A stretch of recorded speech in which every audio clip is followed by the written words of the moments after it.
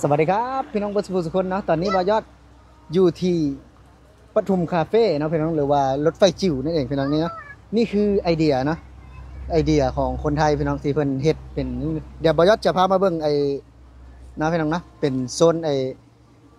คล้ายๆว่าเป็นโซนบังคับหรือเปล่าเนาะบ่รู้ว่าเขาบังคับได้เลยสนุกไหมลูกชอบไหม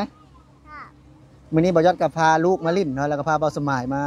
เที่ยวพี่น้องมาเพราะว่าอยู่พื้นที่ใกล้ๆเนาะนี่พี่น้องครั้งนี้ก็จะเป็นทุ่งนาเนาะพี่น้องนี่เห็นปะจะเป็นม่องที่แบบว่าเราสามารถเดินเนาะเดินขึ้นนี่คือบอยอดพี่น้องเนาะไอเดินขึ้นเนาะสามารถเดินขึ้นไปเที่ยวรอบๆก็จะมีทุ่งนาเนาะรอบๆจะมีทุ่งนาเดี๋ยวบอยอดจะให้เบิ้งพี่น้องเนาะบอยอดจะให้เบิ้งไอรถไฟจิ๋วเนาะนี่พี่น้องคือไอเดียของคนไทยเนาะคนเฮ็ดแบบว่าคล้ายๆแบบว่ารถไฟน้อยนะพี่น้องแบบว่าสามารถนั่งได้พี่น้องเนาะจะมีตั๋วสามารถนั่งได้เดี๋ยวบอยอดจะพานลูกชายนะมานั่งนะพี่น้องเนาะเห็นปะเนาะสามารถนั่งได้เนาะสามารถขึ้นนั่งได้พี่น้องเนาะข้างๆเนาะรอบๆก็จะเป็นทุ่งนานะพี่น้องเนาะจะเป็นทุ่งนาแต่นี่สามารถนั่งได้นะสามารถนั่งได้นี่พี่น้องเนาะเห็นปะเนาะอันนี้น่าจะเป็นบังคับหรือเปล่าเนาะถ้าหากว่า FC คนไหนเนาะรู้นะก็ช่วยคอมเมนต์ให้บอยอดรู้หน่อยเนาะเพราะว่าบอยอดกับมาครั้งแรกเนาะเนาะอันนี้จะเป็นตัวเครื่องนะเป็นเนาะจะเป็นตัวเครื่องเนาะซึ่งว่าทำเล็กๆนะแต่สามารถนั่งได้จริงๆนะเป็นเนาะสามารถนั่งได้นะผู้ใหญ่ก็นั่งได้เนาะเด็กๆก็นั่งได้แต่ว่าฮ้อนนะแต่ว่าบอยอดจะพาลูกนั่งอยู่เพราะว่ามีลมให้อยู่เนาะเป็นเนาะนี่คือแนวคิดเนาะไอเดียเนาะไอเดียของคนไทยพี่น้องที่เขาจะสร้างเนาะสามารถนั่งได้เนาะนี่เห็นว่าพี่น้องนะไอทำให้ของเล็กๆนะพี่น้องแต่สามารถนั่งได้นะนี่คือไอเดียรอบๆพี่น้องเห็นไหมจะมีต้นตาลเนาะจะมีต้นตาลแล้วก็ทุ่งนาพี่น้องเรามาเนาะเราก็มานั่งรับประทานอาหารเนาะดูวิวสวยๆเนาะถ้าใครอยากมานั่งเนาะหรือว่ามาชมภาพบรรยากาศดีๆแบบนี้ก็สามารถมาได้อยู่พี่น้องบรรยากาศอยู่ที่จังหวัดปทุมธานีเนาะพี่น้องเนาะสามารถเซิร์ชเข้ามาได้เลยเนาะพี่น้องเนาะถ้าว่าผู้ใดเข้ามานี่พี่น้องเวลาเฮามานั่งเนาะเวลามานั่งนะพี่น้องเนาะก็จะมีไอ้ร่มเนาะร่มให้แล้วก็หมวกแบบนี้พี่น้องเนาะก็จะมีหมวกแบบนี้สามารถมีหมวกแบบนี้ให้นะผู้ใหญ่เนาะสามารถนั่งได้เลยเห็นเป็นอะไรบาสมานี่เห็นแล้วเนี่ยเห็นแล้วเป็นอะไรรู้สึกเป็นอะไรโอ้นี่มันรถไฟจิ๋วนะแม่นี่รถไฟจิ๋วนี่เขาขึ้นได้เด้เนี่ยขึ้นได้พ่อแม่นเขานั่งได้เด้มันมีบนบังคับพ่อแม่นมันมีตัวฮูนเด้เป็นได้บาสมาได้เห็นแล้วนะตื่นเต้นนะบ่เคยเห็นจักเทื่อเคยแต่ขี่รถผ่านได้บ่นี่นะนี่มาเบิ่งพี่เห็นปะนี่นะสามารถนั่งได้บาสมาได้โอ้นั่งได้เฉยนี่แม่นคือแบบว่าเพิ่นจำลองได้ขึ้นลงเบิ่งได้บาสมาน่ะขึ้นได้บ่ฮะขึ้นได้บ่เนี่ยขึ้นได้นั่นเนี่ยเบิ่งเด้อนั่งได้จริงเด้นี่นี่อ๋อพี่น้องนั่งได้พร้อมเฉยนี่นั่งได้พร้อมนะนี่นะแล้วยามได้เพิ่นสิออกนี่อ้าวเขาต้องซื้อตั๋วแล้วเนาะซื้อตั๋วอีกแม่นซื้อตั๋วแล้วก็มีคนบังคับเด้อ๋อไปซื้ออยู่ไสตั๋วนี่อันนี้ก็ยังบ่ฮู้เนาะบ่ยัดเพิ่งมาแต่บ่ยัดถ่ายก่อนนะอ๋อแต่ต้องไปซื้อตั๋วอยู่ข้างในอีกบ่แม่นไปซื้อตั๋วลูกชายก็อยากไปซื้อหยังพี่น้องเนาะเห็นบ่ภาพบรรยากาศนี่คือแบบว่ามีทุ่งนาพร้อมได้บ่าวสมัยเด้มีทุ่งไร่ทุ่งนาพร้อมแม่นมีทุ่งไร่ทุ่งนาพร้อมนี่แหละมีฮอดต้นเดี๋ยวพ่อพาไปลูกมีฮอดต้นมักตาลพร้อมมื้อนี้เดี๋ยวกลับแล้วพ่อพาไปลูกขี่รถไปก่อนป่าพี่น้องเอ้ยพุ่นนี่คือธรรมชาติแบบว่า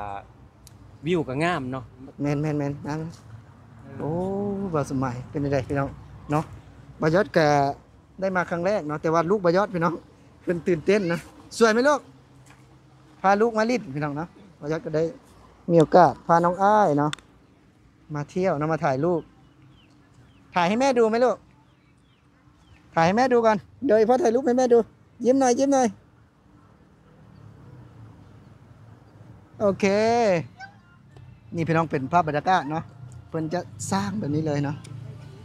เขาจะสร้างแบบนี้เลยนี่เนาะสามารถข ขึ้นเนี่ยพี่น้องรางรถไฟเนาะเป็นเล็กๆนะข้างล่างก็จะเป็นไม้นะพี่น้องเนาะข้างล่างก็จะเป็นไม้เนาะลูกว่ายอดอยู่ผู้พี่น้องเพิ่นตื่นเต้นนะเพิ่นก็มาครั้งแรกนะเพิ่นก็มาครั้งแรกนี่ก็เป็นข้างๆเนาะจะเป็นทุ่งนาพี่น้อง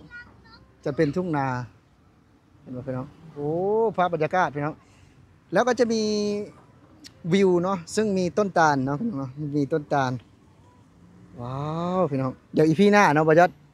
จะพาลูกว่ายอดนั่งรถไฟนะรถไฟจิ๋วครั้งแรกนะเดี๋ยวอีพีนี้ว่ายอดจะถ่ายรอบๆเนาะเพื่อให้ทุกคนได้ชมภาพบรรยากาศเนาะชมภาพบรรยากาศว่าเป็นอย่างไรเนาะเห็นบ่พี่น้องค่าเข้าเนี่ยบ่ยอดคิดว่าแพงเนาะพี่น้องเนาะแต่ว่าค่าเข้านี่คือฟรีเนาะพี่น้องเนาะเข้าชมฟรีลูกอย่าไปลูกมันเสียวนั่นน่ะเดี๋ยวจะล่วงนะเห็นบ่พี่น้องเนาะเพิ่นจะให้เขามาเก็บภาพบรรยากาศนะพี่น้องเนาะเก็บภาพบรรยากาศที่สวยๆงามลูกอย่าไปลูกมันจะล่วงขึ้นมาเร็วเดี๋ยวไม่มีคนนะหุ่นไร้กาหรือเปล่านะเห็นไหมหุ่นไร้กานู่นเดินไปตรงนู้นร้อนไหมเนี่ยใส่หมวกกันลูกไม่ใส่หมวกไหมบ่ยอดกาพาลูกมาเที่ยวนะพี่น้องพาลูกมาเล่นพี่น้องจะมีไอ้ต้นตาลเนาะเห็นบ่พี่น้องก็จะมีไอ้เขาห้องเป็นนั้นกระต๊อบเนาะพี่น้องเนาะสามารถเข้าไปนั่งได้แบบว่าจิบลมชมวิวเนาะพี่น้องเนาะสามารถเข้าไปนั่งได้เนาะสามารถเข้าไปนั่งได้เลยนี่พี่น้องเนาะภาพบรรยากาศว้าว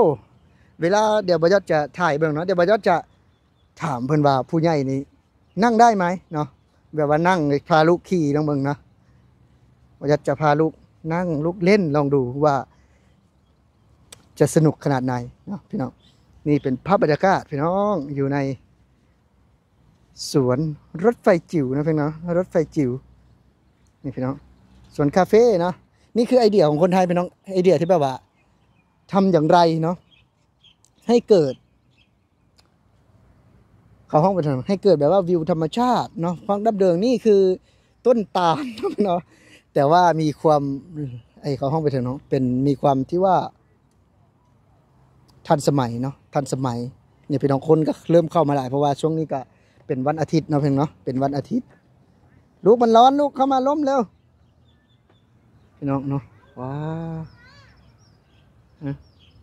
ภาพบรรยากาศพี่น้องภาพบรรยากาศเนาะเดี๋ยวบรรยากาศจะพาลูกนั่งรถไฟจิ๋วนะแต่ว่ามันฮ้อนเนอะมันฮ้อนอยู่พี่น้องนี่พี่น้องภาพบรรยากาศเนาะข้างๆก็จะมีกระต๊อบเนาะมีกระต๊อบนี่แหละพี่น้องเป็นอีกรูปแบบหนึ่งนะที่แบบว่าบรรยากาศบ่ได้มีโอกาสได้มาสัมผัสเนาะไม่ได้มีโอกาสมาสัมผัสครั้งแรกในชีวิตพี่น้องคือแบบว่าคือทุ่งไร่ทุ่งนาแบบนี้เนาะบ้านเขาก็จะแบบว่าทำนาเก็บหอยเนี่ยแต่ไม่มีเป็นทุ่งนาจำลองเนาะพี่น้องเนาะทุ่งนาที่แบบว่าทำขึ้นเพื่อให้มันสวยงามนะไม่ได้ทำขึ้นแบบว่าจะมีรายได้ขายเนาะขายแค่วิวนะไม่ได้ขายข้าวพี่น้องขายแค่วิวเนาะนี่คือประเทศไทยเขาเน้นสร้างจริงๆเนาะพี่น้องเนาะนี่คือประเทศไทยเนาะเขาเน้นสร้างพี่น้องเน้นสร้างเน้นพัฒนาเนาะเห็นบ่พี่น้องว้าวสวยงามบ่เนาะนี่เป็นภาพบรรยากาศเนาะภาพบรรยากาศที่อยู่ในทุ่งนาเนาะจะมีสะพานเดินข้ามไปเนาะกลางคืนก็จะมีแสงสว่างนะพี่น้องเนาะลูกเขาล้มเลยลูกแล้วนะอันนี้คือเข่าได้นี่น้องนี่ฮะอันนี้เป็นเข่าวะนี่แมนเข้าของแท้เลยนั่นน่ะอ๋อนี่คือเข่าของแท้เลยเนาะพี่น้องเนาะเป็นวานเข่าให้พ่อเพิ่นบ่ได้ขายเข้าได้บ่ได้ขายเข่าแมนบ่ได้แม่นว่าสิเฮ็ดขายเข้าได้บ่สมัยเอาเป็นเฮ็ดจังซั่นขายวิวแมนเจ้ามา10มื้อ20มื้อมาเรียนติดก็บ่หมดมันก็ยังคือเก่าอยู่มีแต่งามขึ้นแล้วเวลาใหญ่ขึ้นงามขึ้นได้เงินคือเก่าเขาจะบอกจะได้เงินตลอด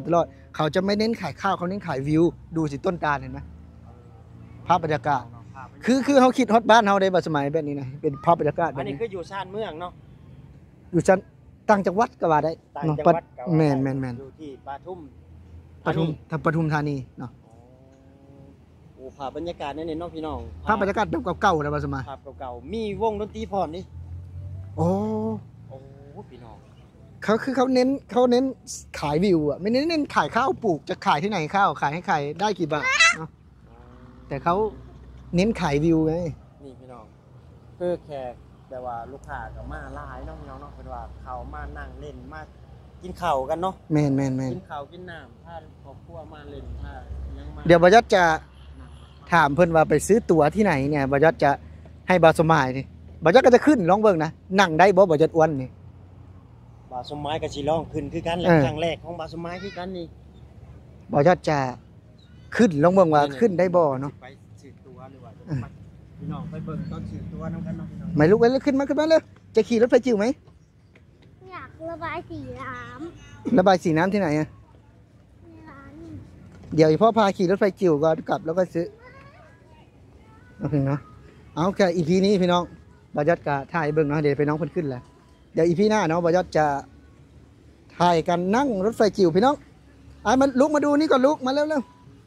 มาเร็วนะเพิ่นก็ขึ้นรถแล้วพี่น้อง